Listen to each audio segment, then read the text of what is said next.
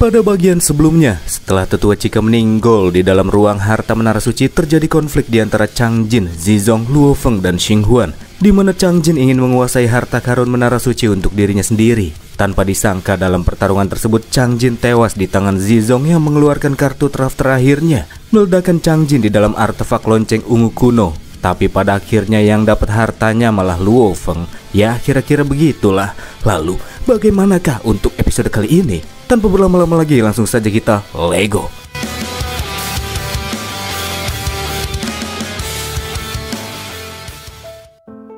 Di dunia batin Bang Condet, ini adalah waktunya buat unboxing. Tubuh Mosa Luo Feng kini telah menyalin tubuh tetua Cika. Dengan cara inilah dia akan membuka peti harta yang cuman bisa dibuka oleh kaum ras Yanji. Setelah identitas Mosa Luo Feng diidentifikasi, memiliki garis keturunan Yanji, ditambah dengan token menara suci sebagai kuncinya, rantai di sekitar peti harta tersebut pun menghilang, aktif dan mulai terbuka secara otomatis.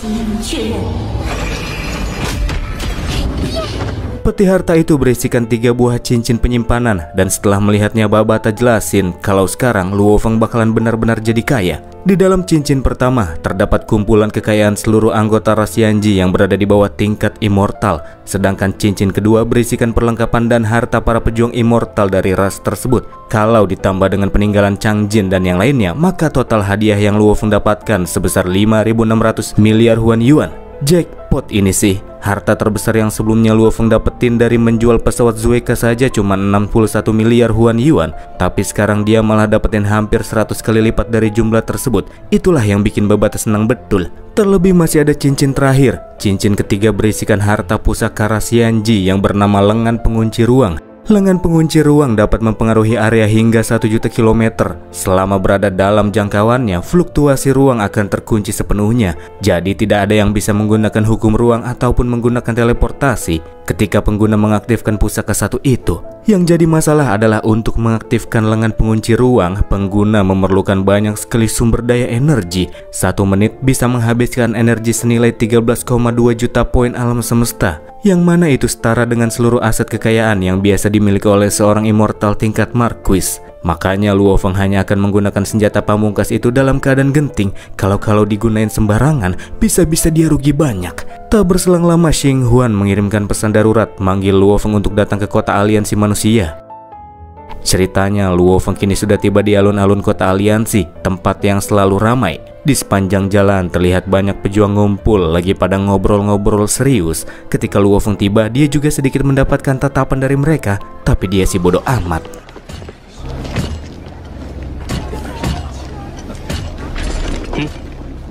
Pas ketemu lagi sama Xing Huan, cewek itu ngasih tahu kalau akhir-akhir ini dia tuh dapat banyak pertanyaan dari para pejuang lain karena mengira dia habis dapat harta dari menara suci. Kalau dia ditanya itu, Xing Huan langsung membantah telah mendapatkannya. Hanya saja itu tidak menghentikan para pejuang di sana untuk terus melakukan penyelidikan. Pantes mereka pada kelihatan serius banget ngobrolnya. Luo Feng penasaran dari manakah para pejuang manusia dapat informasi rahasia tersebut. Ya, itu sih udah pasti dari Raja Zizong. Sementara itu, di dalam menara suci, ruang harta sebelumnya, ada 2 pejuang dari ras asing yang lagi melakukan penyelidikan. Keduanya melihat permukaan ruang yang sudah jebol ke arah bawah, dan di sana sudah tidak ada lagi harta yang tersisa. Dari info yang keduanya dapat dari Zizong, harta di sana udah diangkut sama ras manusia kecil bernama Yang. Bukan cuman mereka berdua, namun masih ada banyak pejuang dari ras asing yang sedang melakukan penyelidikan terkait dengan pejuang manusia bernama Yang.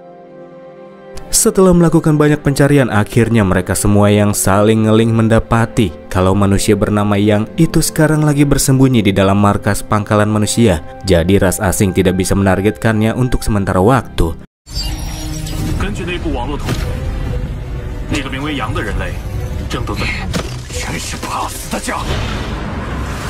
Sementara itu, Yang sendiri alias Luo Feng baru saja melakukan kerjasama dengan Raja Tianzhen, temannya Ye Chen, di mana Luo Feng sedang mendapatkan informasi terkini tentang pergerakan semua ras yang ada di benua Yanji darinya.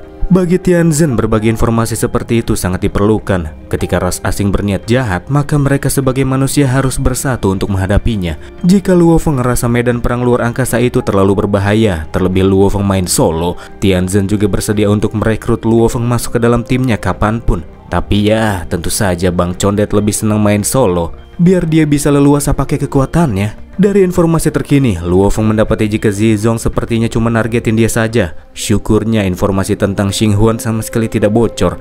Masih aja mikirin orang lain, celetuk Babata yang lagi santuy rebah-rebahan.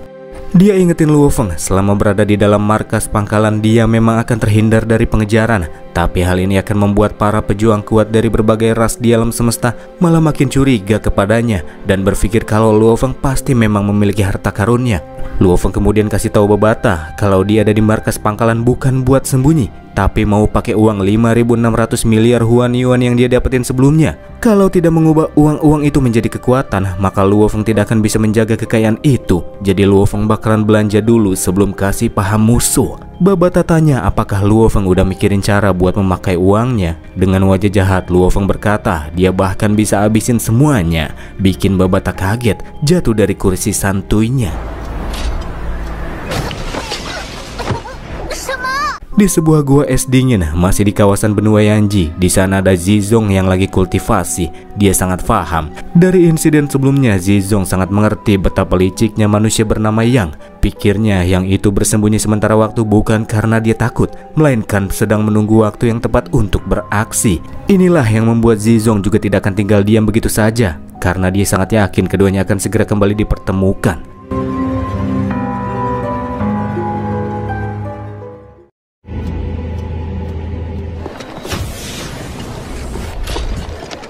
Di dalam cincin dunia Luo Feng yang juga bisa dijadikan sebagai tempat tinggal, Babata lagi ngeliat list-list belanjaan Luo Feng, seperti berbagai sumber daya untuk meningkatkan kekuatan Behemoth. Ada juga kristal inti dewa api untuk keadaan darurat. Terus ada juga kristal inti dewa air yang bisa digunakan sebagai energi untuk mengaktifkan lengan pengunci ruang.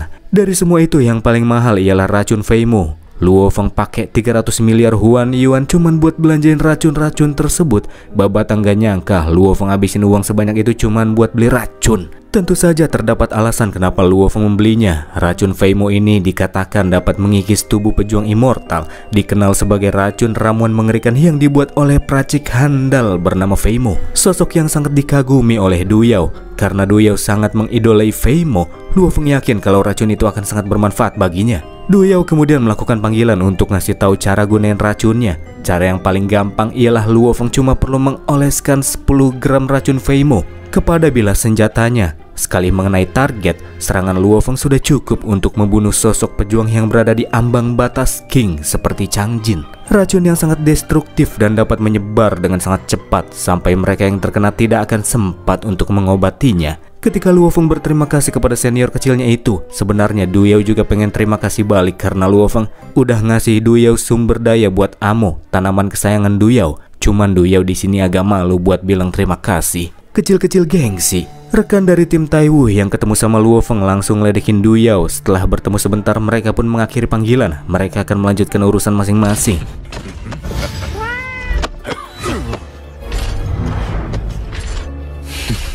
Dengan persiapannya yang sudah cukup matang, sekarang di benua Yanji sudah nggak ada lagi yang Luo Feng takuti. Sekalipun pejuang batas Immortal King muncul di hadapannya, menurut Babata sekarang adalah waktunya untuk melacak keberadaan Zizong. Karena pihak manusia belum memiliki informasi terkait keberadaannya, Babata bertanya-tanya apakah yang harus dilakukan untuk menemukan keberadaan musuh. Tentang masalah itu sih gampang saja, kata Luo Feng. Yang perlu dia lakukan hanyalah memasang bounty terkait dengan pencarian keberadaan Zizong. Selama punya banyak uang, apapun bisa dilakukan.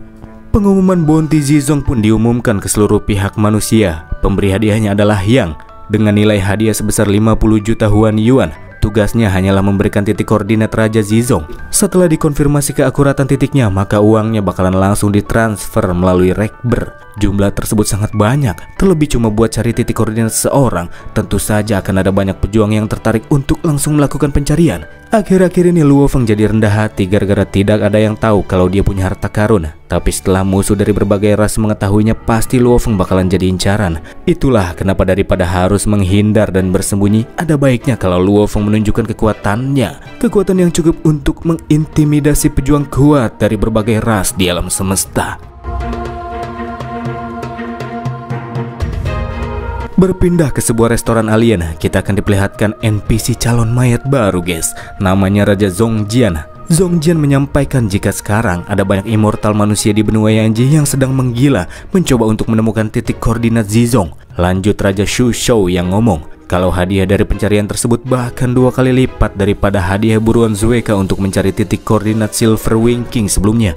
Shu Shou yakin jika Yang juga telah meminta banyak bantuan dari pihak manusia demi bisa menyingkirkan Zizong. Walaupun sedang ditargetkan, Zizong hanya tertawa. Dia sama sekali tidak merasa khawatir karena sekarang ada Zhong Jian sama Shu Shou yang akan bertarung mendampinginya. Keduanya merupakan pejuang yang sudah berada di level batas King. Dengan bersama keduanya, Zizong rasa nggak ada siapapun di benua Yanji yang sanggup untuk mengalahkannya. Dikatakan bahwa Star Tower adalah medan perang area ke-7 yang paling berbahaya, tempat berkumpulnya para pejuang batas King dari berbagai ras. Makanya Shu Shou sama Zhong Jian sama sekali nggak takut sama para King di benua Yanji yang levelnya masih ada di bawah mereka. Dalam persiapan rencana mengalahkan manusia bernama Yang, Zizong akan pura-pura lemah di awal, menunggu musuh lengah, dan di saat itulah dia akan muncul.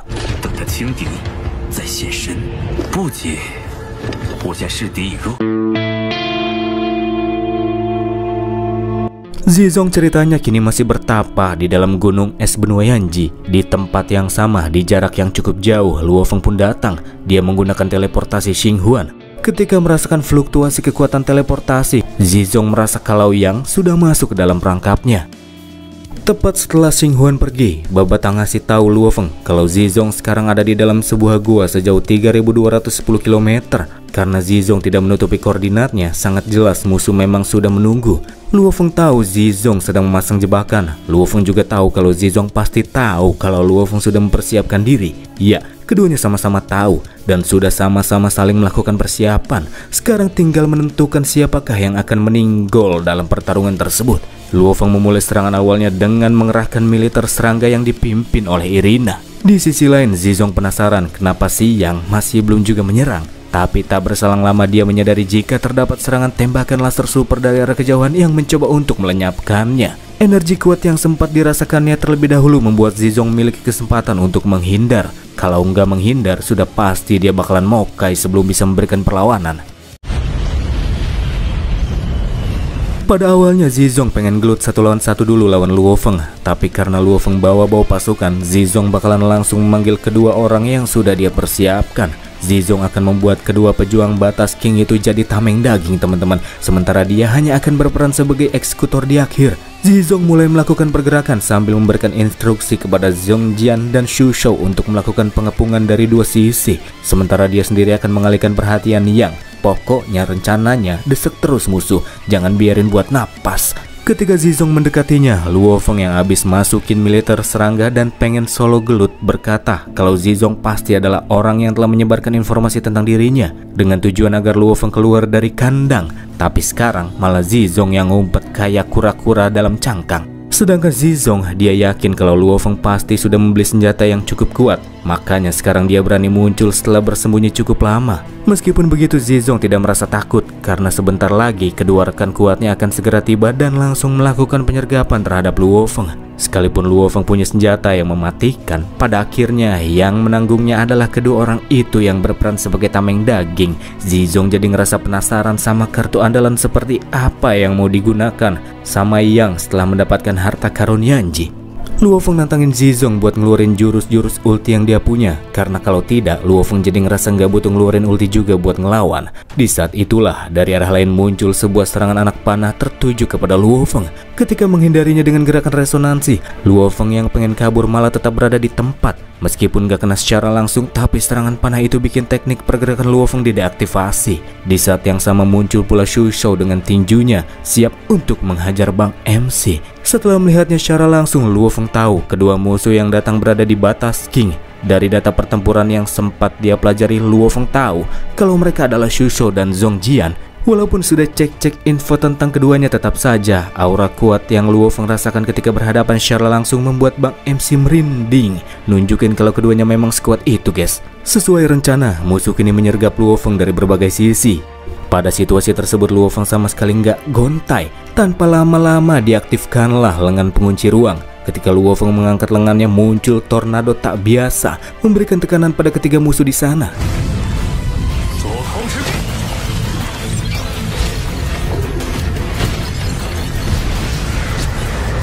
Shusou bertanya sama Zizong kenapa targetnya ini kuat. Padahal Zizong bilang sebelumnya kalau yang itu lemah. Tapi ternyata yang ini sanggup untuk meniadakan hukum ruang dan teleportasi. Setelah melihat ke area sekitar tornado, Zizong menyadari terdapat ukiran-ukiran yang juga terdapat di dalam menara suci sebelumnya. Tempat di mana seorang tidak bisa melakukan teleportasi. Hal ini membuatnya yakin kalau target yang jadi kuat pasti tengah menggunakan harta karun yang berasal dari menara suci. Harta karun yang sangat luar biasa, harganya pasti sangat mahal, bikin Zongjian sama Shusou jadi tambah semangat untuk membabat target dan merebut harta karunnya. Walaupun sempat terhenti sejenak, tapi ketiganya kemudian kembali melanjutkan serangan penyergapan kepada Luo Feng yang dianggap nggak bisa kabur kemana-mana. Sambil tersenyum, Luo Feng berkata justru mereka bertiga yang nggak bisa pergi kemana-mana. 2 buah kristal inti dewa api pun dikeluarin sama Luo Feng dan langsung bikin musuh pada melongo. Kristal inti dewa api yang Luo Feng gunakan kali ini adalah yang terkuat dari setiap tingkatannya. 1 buah setara dengan 10 kali ledakan dari puncak pejuang King. 3 kali lebih kuat daripada yang dipakai Zizong buat membunuh Changjin sebelumnya. Kristal inti dewa api yang Zizong pakai aja bisa ngebabat Changjin di level batas King. Apalagi yang sekarang Luo Feng pakai. Mana ada 2 buah lagi, pen kabur juga nggak bisa. Sambil tersenyum, Luo Feng melindungi dirinya dengan sayap Xiu. Sedangkan musuh, ya, mereka mati terkena ledakan selama beberapa kali.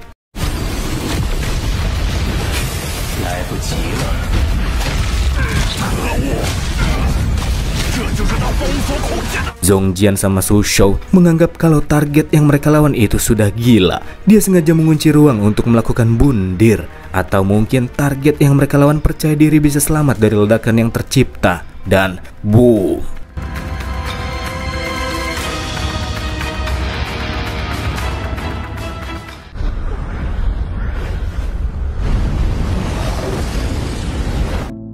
Meskipun Zongjian dan Shusou mati, tapi ajaibnya Zizong tidak mati. Dia keluar dari genangan lahar panas dan berpikir kalau Luo Feng lah yang mati. Apa iya? Pas lagi ketawa-ketawanya, tiba-tiba tubuh Zizong terhempaskan ke arah dinding bebatuan, terkena sebuah pedang yang menancap di tubuhnya. Sebelum akhirnya Luo Feng muncul dan berkata, jika senjata tersebut bukanlah senjata biasa, karena bilahnya telah dioles dengan racun Feimo. Mencoba melepaskan diri, Zizong membelah dirinya untuk menghindari penyebaran racun, tapi itu tidak berguna.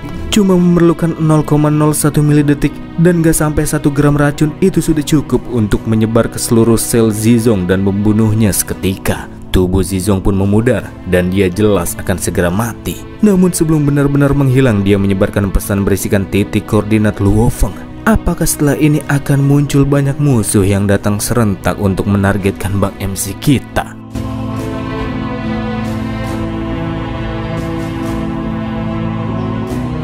Untuk mengetahuinya, silahkan tunggu minggu depan teman-teman.